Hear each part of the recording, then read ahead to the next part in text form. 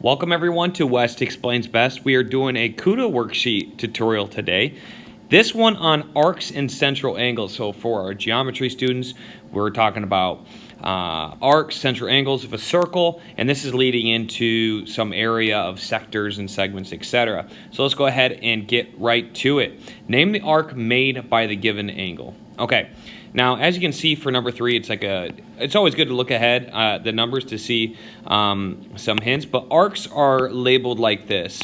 They're composed of 2 points or 3 points or 2 points. So this one has 3. And they have this little arc drawn on them. Now, it's just a distance around a circle, okay? So, for example, we're talking about ML. ML is this line right here. Okay, and I didn't do a perfect job, but you get the idea. Now, an arc always has a corresponding central angle composed of the 2 radii connected together at the center. Okay, so the blue is a radius, so 2 of them are radii. So we have a radius, and then we have our center in the middle. And this opens up to the outside of the perimeter of the circle called the circumference, okay? All the way around is called the circumference.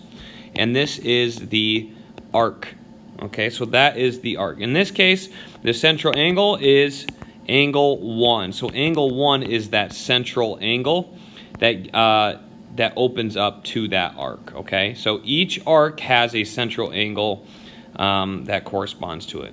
Now we're talking about ML again, same letters, different arc. Here we have ML, just so you can see it. But this time we're given that the center is labeled at Q. Now we can label the central angle akin to what we've done with 3 letters in the past. So we have angle MQL. You could also call that LQM.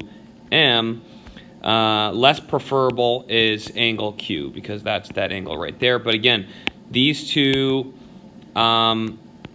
this arc and this angle are related to one another, okay?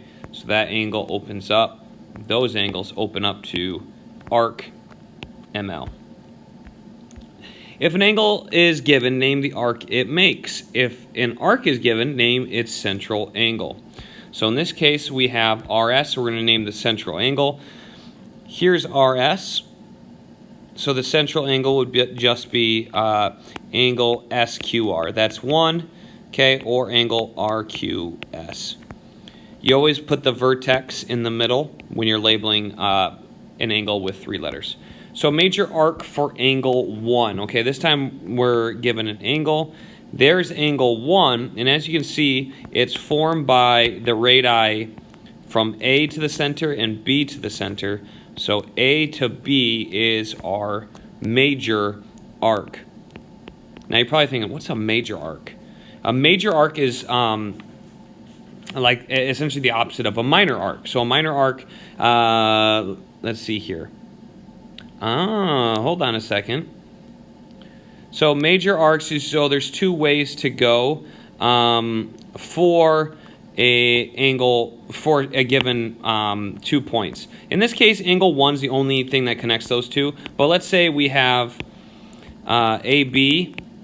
This is just the difference, not for this problem, okay, but just in general. A major arc would be this green one, and a minor arc would be the blue one, okay? In this case, there's the major and minor there's no other, it's just one arc that connects the central angle of angle 1, A to B, but I just wanted to differentiate those 2. So KQL, this is the next one, KQL. This is giving us an angle, so KL is the arc. And I just switched to green, I like it.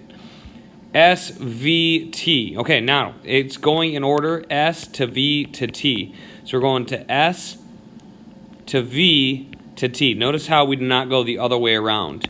We did not go this way because of the order it gave the letters in. Okay, the blue would be the minor in this case, and the green would be the major. So it wants the major arc. So what angle is composed of the major arc? It would be SQT, angle SQT.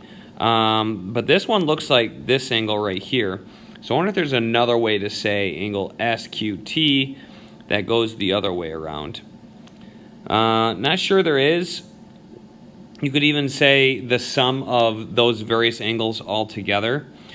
For example, you could just have the sum of these ones, but I think you'd be good. So we could have these sum together, those angles, but we're talking about the major arc of angle SQT.